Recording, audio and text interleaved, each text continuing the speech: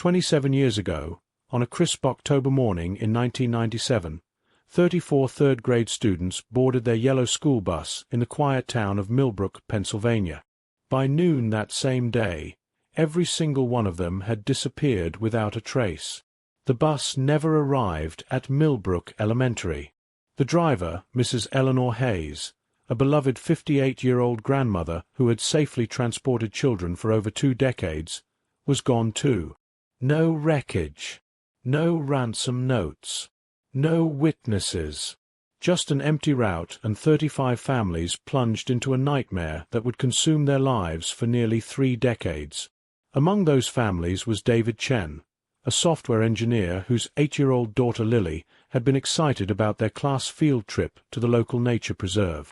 That morning she had hugged him extra tight and whispered, "Daddy, I'll bring you back a pretty leaf."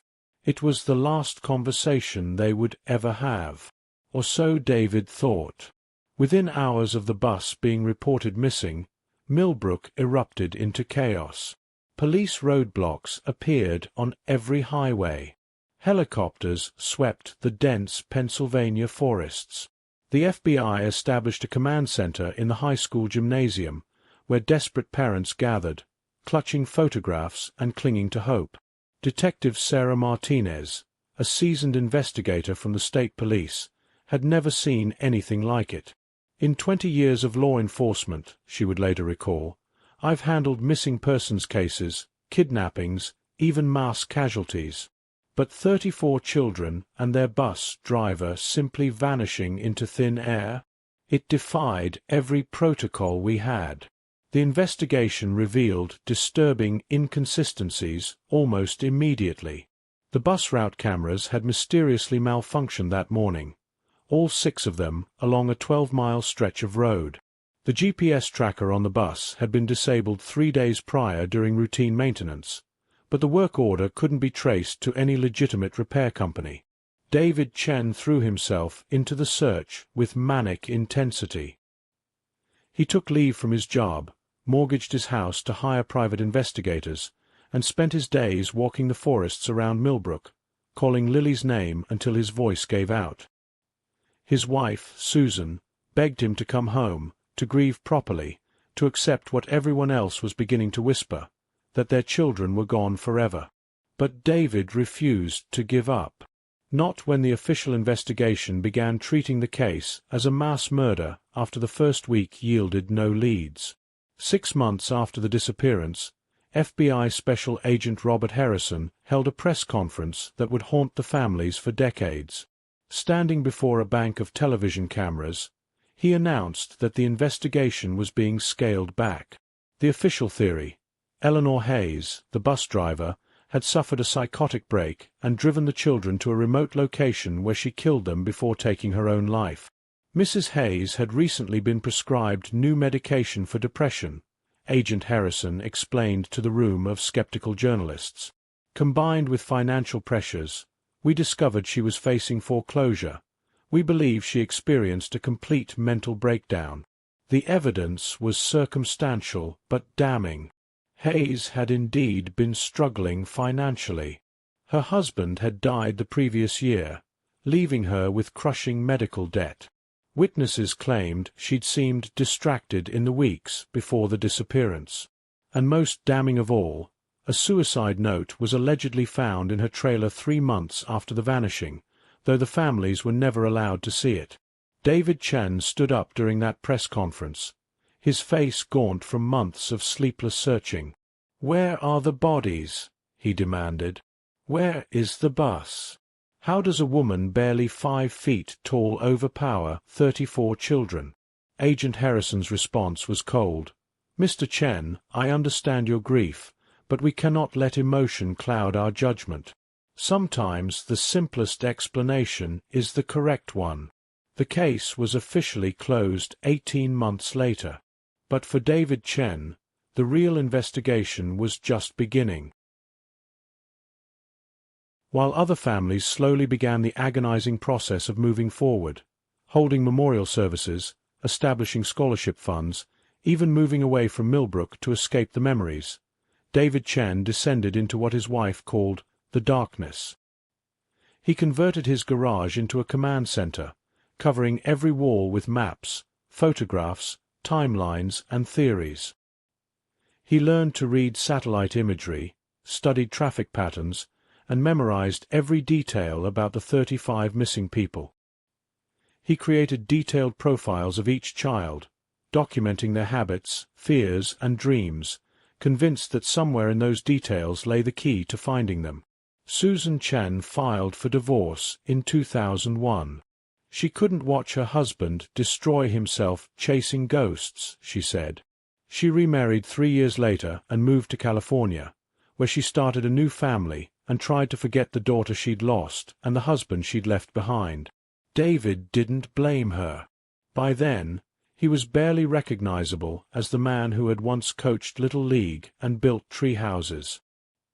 He'd lost 40 pounds, developed a persistent tremor in his hands from too much caffeine and too little sleep, and spoke to almost no one except the handful of other parents who still believed their children were out there somewhere.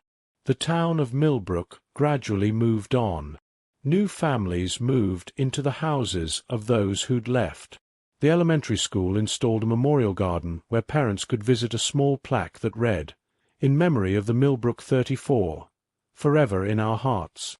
But David noticed how people hurried past it, how conversations stopped when he entered a room, how even his closest friends began treating him like a tragic figure trapped in the past. But David had discovered something the FBI had missed, something that would change everything.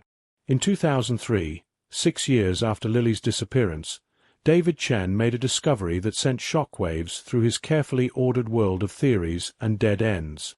While researching similar cases across the country, a habit that had consumed most of his free time, he stumbled across a newspaper article from Bakersfield, California, dated just 3 months after the Millbrook incident. A class of 32 fourth graders had vanished during a field trip to a local farm. Their bus driver, Maria Santos, was found dead in her apartment 2 weeks later, apparently from a drug overdose. The children were never found. The case was closed quickly, with authorities concluding that Santos had sold the children to human traffickers before killing herself in guilt. David's hands shook as he read the details. Like Eleanor Hayes, Maria Santos had been struggling financially. Like Hayes, she had recently started taking antidepressants. And like in Millbrook, all the security cameras along the route had mysteriously malfunctioned that day. But there was something else, something that made David's blood run cold. In both cases, one child had been sick and stayed home from school that day. In Millbrook, it was Tommy Rodriguez, who had come down with strep throat. In Bakersfield, it was Angela Wu, who had a fever. Both children's parents later reported receiving anonymous phone calls the night before the disappearances, calls claiming to be from the school nurse, strongly advising they keep their children home. David began searching more frantically. Over the next 2 years, he found 7 more cases spanning 15 years and stretching from Maine to Oregon. Always a class of 30 to 35 children. Always a bus driver with financial problems and mental health issues. Always mysterious technical failures that prevented any electronic trail. And always, one child who stayed home sick after a mysterious phone call. The pattern was undeniable. But when David took his findings to the FBI, Agent Harrison, now promoted to deputy director, dismissed them as the desperate fantasies of a grieving father who couldn't accept reality. "Mr. Chen," Harrison said during their brief meeting in 2005, "I understand your need to find meaning in tragedy. But correlation is not causation. These are coincidences, nothing more." David left that meeting knowing he was completely alone. Whatever had happened to these children, whatever massive conspiracy he had uncovered, he would have to pursue it himself. Chapter 6. Going Underground, 25 to 30 minutes. By 2010, David Chen had transformed from grieving father to something resembling an investigative journalist. He'd taught himself computer forensics, studied criminal psychology, and developed a network of contacts that included retired law enforcement officers, investigative reporters, and other parents who refused to accept official explanations for their children's disappearances. His breakthrough came through an unlikely source: Maria Santos's sister, Carmen, who had never believed the official story about her sister's supposed drug overdose. Maria had been clean for over 5 years, Carmen insisted. She was religious, responsible, and had been planning to go back to school to become a teacher. The idea that she would harm children, let alone sell them, was impossible. Carmen had kept Maria's personal effects, including her cell phone, which police had returned after closing the case. In 2010, smartphone forensics had advanced enough that David was able to recover deleted text messages from the device. What he found changed everything. 3 days before the disappearance, Maria had received a series of texts from an unknown number. "Your financial problems can disappear tomorrow. All you have to do is follow the new route we're sending you. The children will be safe. You have my word. If you go to police, your nephew in Mexico dies." The final text, sent the morning of the disappearance, was a simple GPS coordinate that led to a warehouse district 30 miles outside Bakersfield. David drove to California and found the warehouse. It had been demolished in 2001, but county records showed it had been owned by a shell company called Meridian Holdings. Further investigation revealed that Meridian had owned properties near 6 of the other disappearance sites.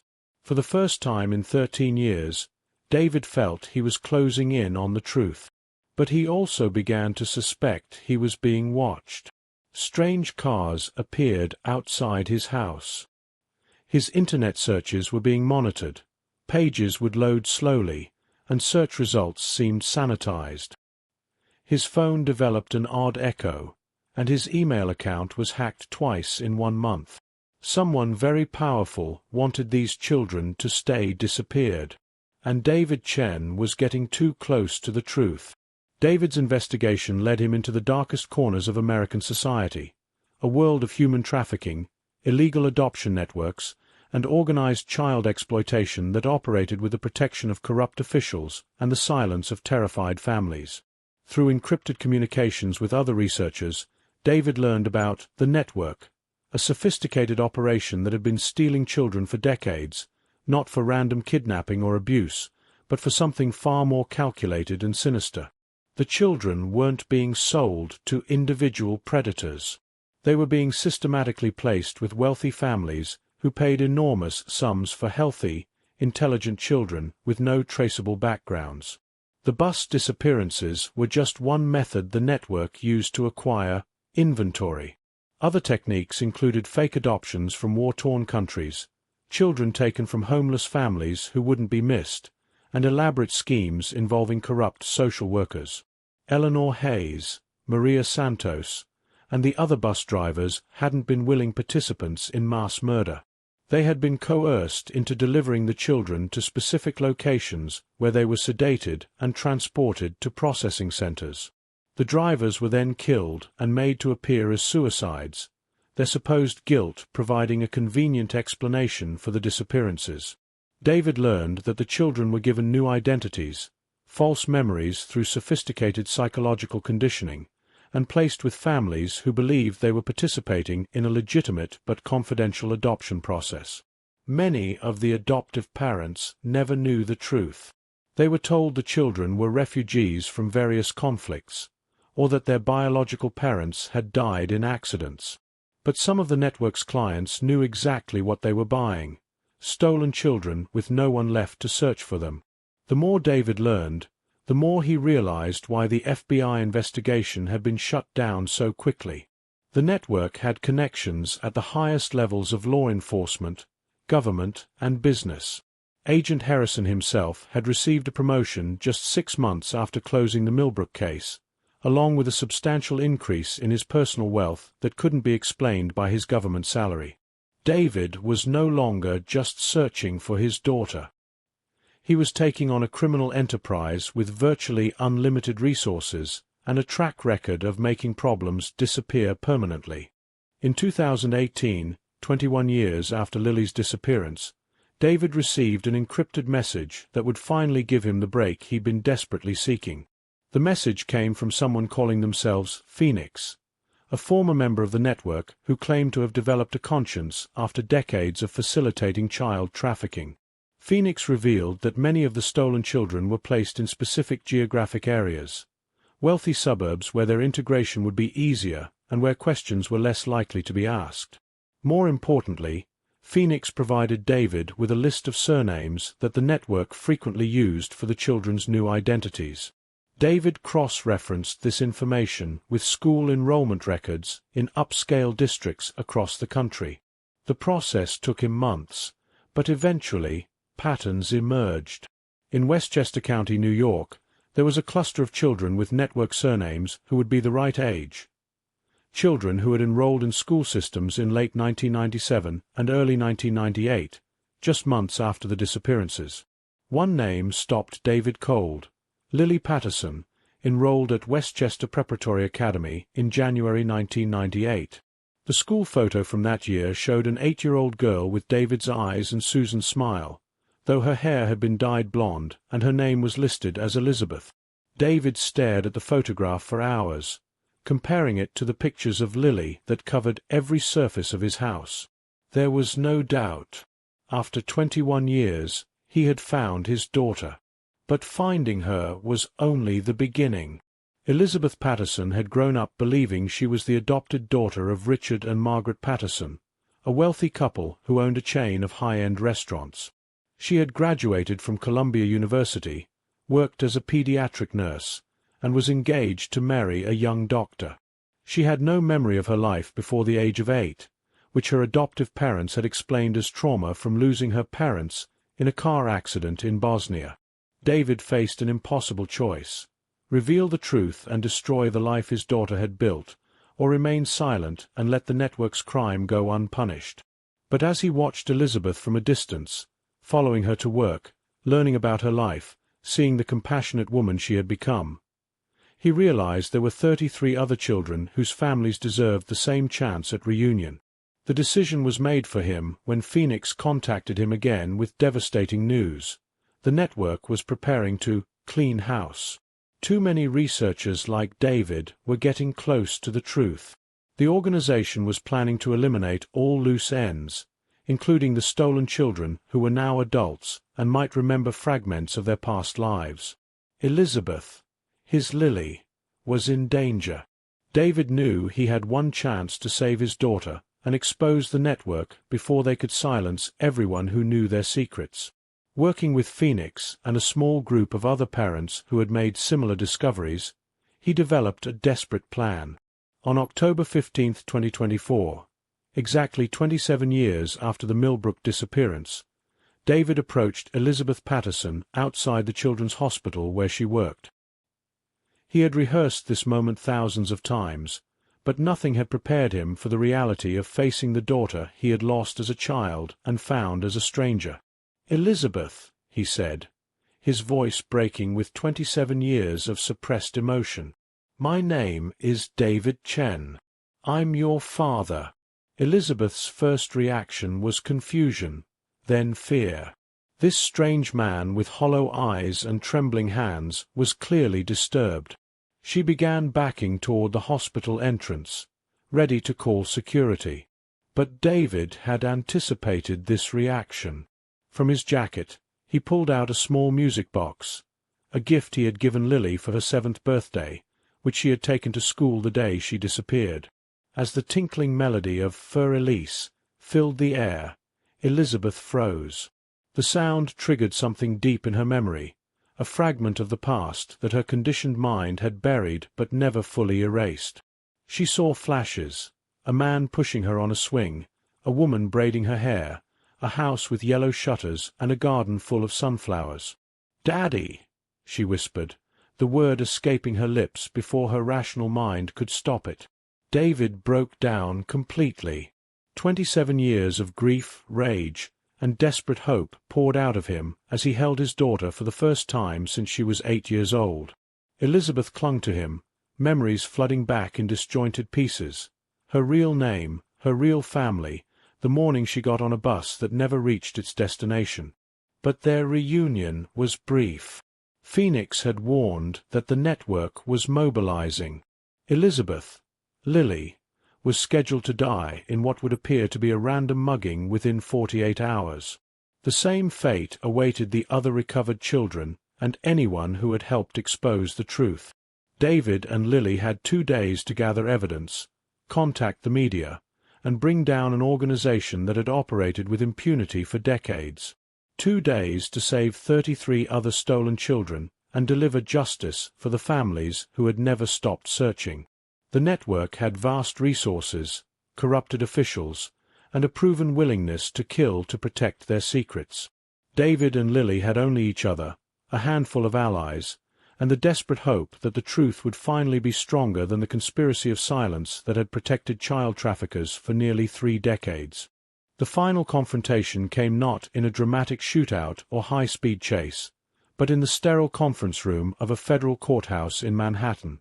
David and Phoenix had spent their 48 hours gathering every piece of evidence they could find: financial records, property documents, communication intercepts, and most damning of all, testimony from 12 of the stolen children who had recovered their memories and were willing to speak publicly. The evidence was overwhelming. The network had stolen over 400 children across 30 years, generating hundreds of millions of dollars in illegal adoption fees. The operation involved corrupt officials in multiple federal agencies, including FBI Deputy Director Robert Harrison, who had been taking payments to suppress investigations and eliminate witnesses. But the most shocking revelation came from Phoenix, who revealed their true identity during the federal hearing. Phoenix was Eleanor Hayes, the bus driver everyone believed had killed the Millbrook children and then committed suicide. Eleanor had been coerced into driving the children to a warehouse where they were sedated and loaded onto private aircraft. She had been told that if she didn't cooperate, not only would she be killed, but the network would target her grandchildren next. After delivering the children, she was supposed to drink a poisoned beverage that would make her death appear to be suicide. But Eleanor had only pretended to drink it, then hid in the warehouse until she could escape. For 27 years, she had lived in hiding, gathering evidence and trying to find a way to expose the network without getting herself and the children killed. She had been Phoenix all along, slowly building the case that would finally bring justice. The federal raids that followed Phoenix's testimony resulted in over 200 arrests across 17 states. The network's processing centers were shut down, their financial assets seized, and their victims finally given the chance to reclaim their stolen lives. David Chen stood in the courthouse press room, his arm around Lily, as reporters documented the biggest human trafficking bust in American history. Families began arriving from across the country, parents who had never stopped searching, siblings who had grown up wondering what happened to their brother or sister, and 34 adults who were finally learning their true names after nearly 3 decades of living stolen lives. The reunion was beautiful and heartbreaking. Some families struggled to reconnect after so many years. Others fell back together as if no time had passed at all. But every single one of them had been given something precious: the truth about what happened, and the knowledge that their children hadn't chosen to disappear, hadn't been killed by a disturbed bus driver, and had never stopped being loved. Eleanor Hayes, now in her 80s and frail from decades of hiding, was granted full immunity for her testimony. At the final press conference, she looked directly into the cameras and spoke to the families she had been forced to deceive. "I want every parent to know," she said, her voice barely above a whisper, "that I held your children's hands as they got on my bus that morning. They were excited about their field trip. They were talking about the leaves they wanted to collect for you. And even though I couldn't save them from what happened next, I never stopped fighting to bring them home." David Chen finally returned to the house he had shared with his daughter 27 years earlier. He had kept her room exactly as she left it, the bed made, her books on the shelf, her drawings still stuck to the refrigerator with alphabet magnets. Lily, Elizabeth, stood in the doorway, seeing her childhood preserved like a museum. On the nightstand was the photograph David had kept all these years, the last picture of them together, taken the morning before she disappeared. In it, 8-year-old Lily was grinning widely, showing off the gap where she'd lost her first tooth. "I remember that day," she said softly. "I was so proud of that missing tooth. I thought I looked grown up." David smiled through his tears. "You were the most beautiful grown-up 8-year-old I'd ever seen."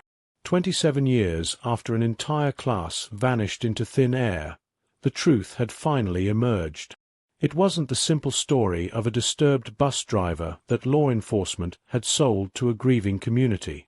It was a complex conspiracy involving dozens of criminals, corrupt officials, and a system that had failed to protect its most vulnerable victims.